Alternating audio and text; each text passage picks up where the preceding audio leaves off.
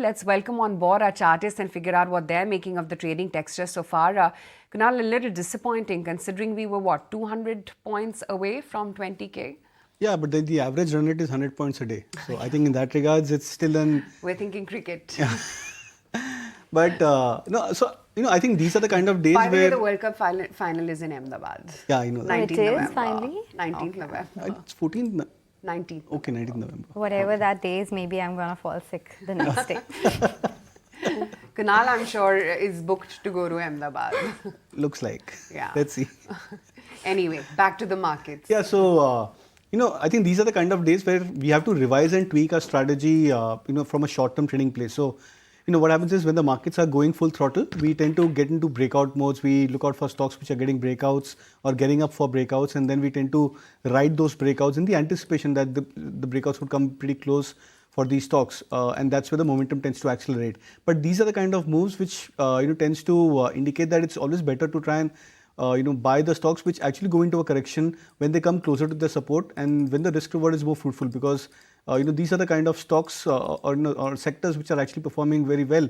If they get into a correction phase, that's a time to go for a dip hunting into these names. So I think, for example, Bank Nifty coming back towards 200 to 50 odd points negative. That's a classical contra buy zone. If the Nifty comes back towards 16,600, 650 mark, again the risk reward could be a bit more better. So it's just about strategy tweaking in these kind of markets. We still made a higher highs and higher low both on the Nifty and Bank Nifty. So I think in that aspect the trend is still bullish, but it's just that the strategy has to be tweaked for picking up the right set of stocks. Just flagging a few more counters. Let's pull up the intraday chart of Godrej Agrovet because that one has suddenly spiked. It's higher by 7.5% right now. So that stock is definitely in focus. We're also watching out for all cargo logistics. That's higher by 6%. Look at that vertical move on Godrej Agrovet. Actually, it's now holding up with a double-digit gain. Let's see if there is any news flow on that one because that stock definitely deserves mention. The volumes are too perking up. So Godrej Agrovet sees that vertical advance. We're also watching out for all cargo logistics. Let's pull up that one now, and maybe NMDC Steel as well because all of these counters are in focus.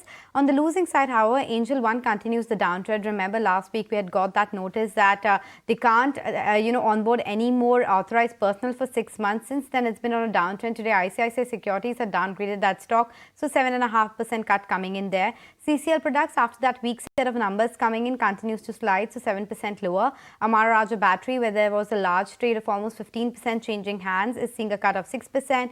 Happiest Minds, where there was that QIP of 500 crores, is also in focus, seeing a cut of almost 5% there as well.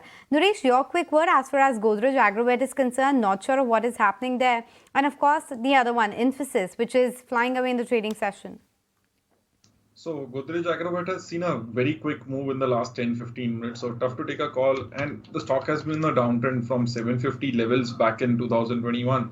The stock corrected all the way to 400 and now has started making higher tops and higher bottoms.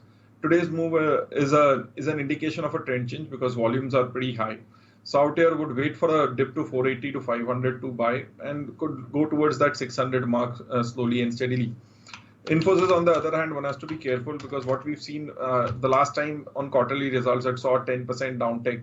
Now going into results, last 2 days left, one has to be careful because the stock has already moved up from say 1300 levels 3 days back, 1300, 1350 levels to almost 1470. So the risk reward is not great. One is better off. Actually, the trade would be to sell the ATM calls and puts and expect a flat reaction to the numbers.